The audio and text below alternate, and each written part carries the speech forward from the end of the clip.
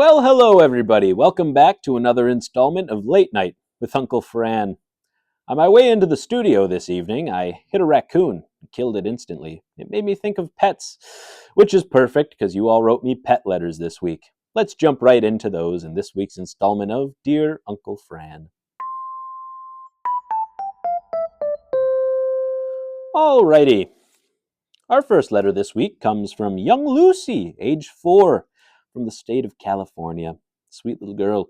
She writes, Dear Uncle Fran, my mommy and daddy said I could have a pet bird. I love birds so much, and yours is so pretty.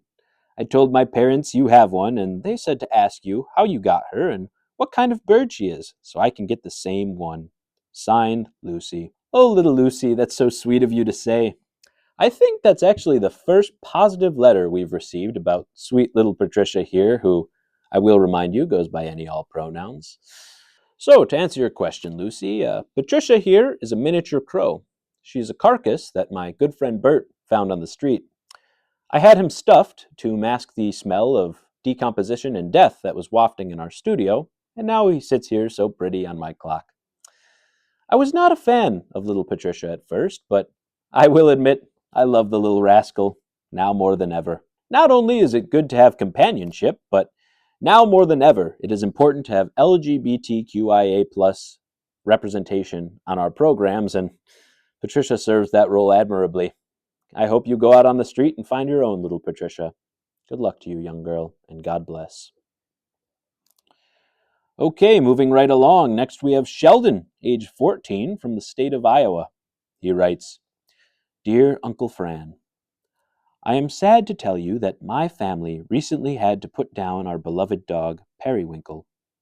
He was sick and suffering, so we put him out of his misery.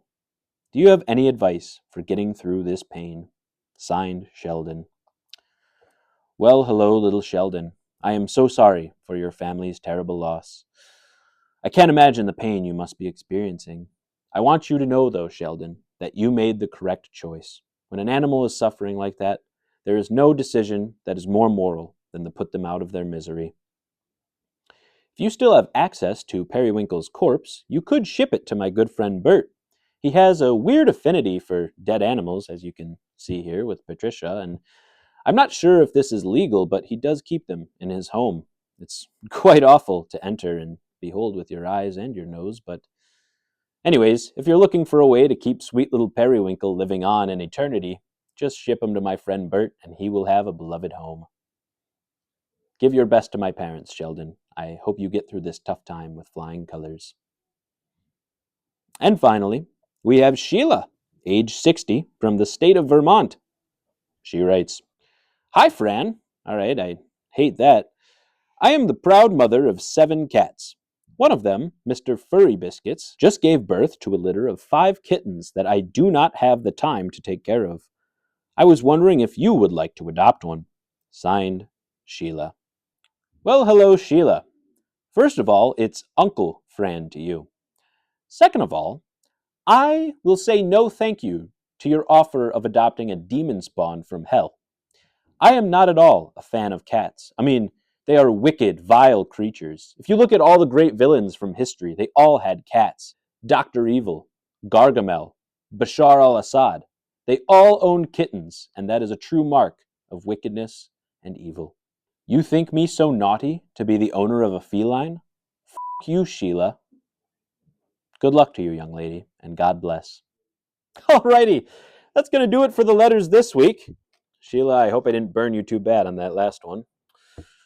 Now it's time to mosey on down and see what's up with Bert on this fine afternoon.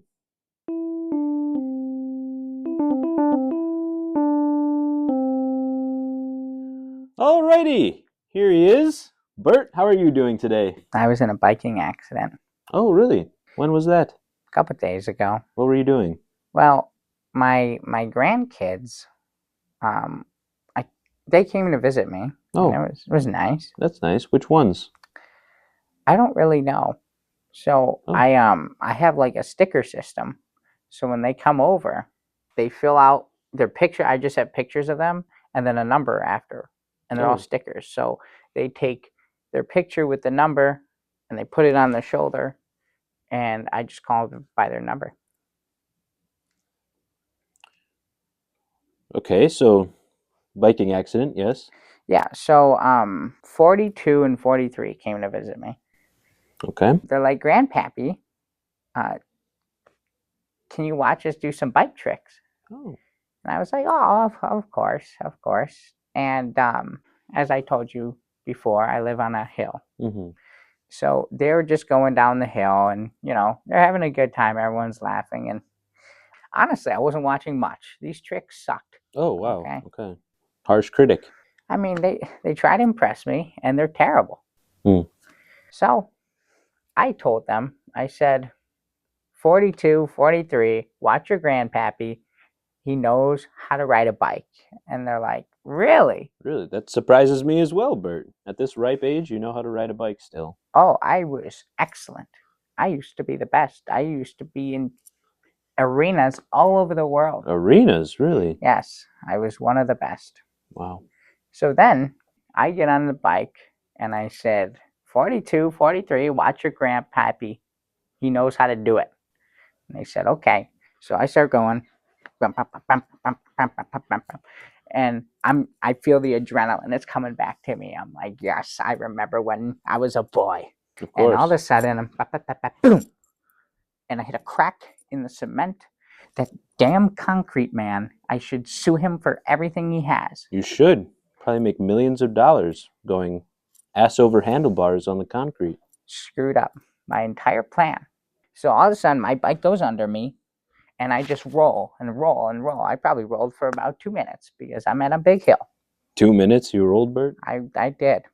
Originally, it was like a tumble, and then I kind of flattened out, so it's more like a roll. Wow. So your grandkids are just watching you roll down the street? Yeah, they weren't much help. Yeah. So anyways, I finally go onto the grass, and I'm laying there. And 42 comes up to me, and he goes, Grandpappy, are you dead? Honestly, I was laying there. It was quite relaxing. And I go, damn you, child. I will be up in a minute. And I still laid there for a little bit, and I finally got up. And then they left. And honestly, I was pissed. I don't blame you. It's a Not at them. humiliating day. It was. I wasn't pissed at them. I was pissed at myself Oh, because I knew that I could do better. of course. I'm better. It's the mark of a great man right there who tells himself he can always be better. So the next day, I called the school. Okay. And I talked to the principal. I said, you are going to hold a bullying assembly. What?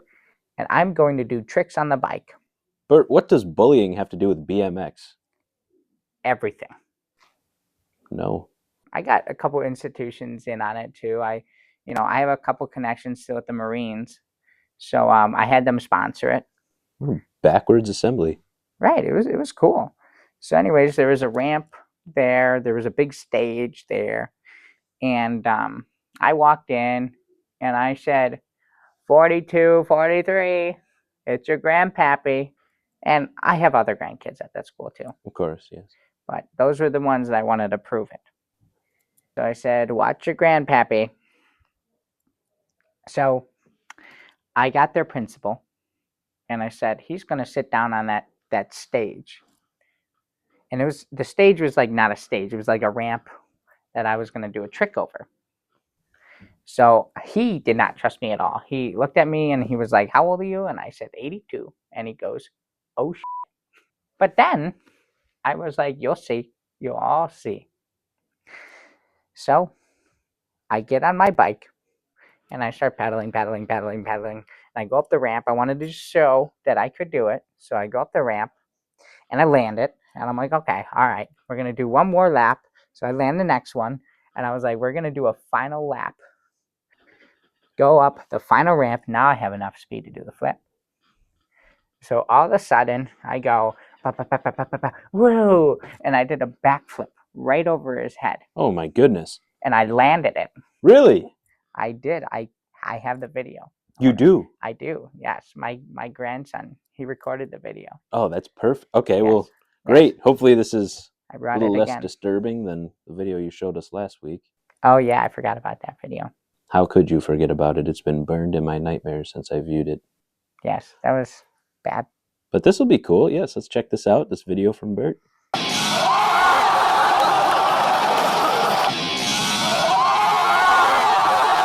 Wow, Bert, that was actually really impressive.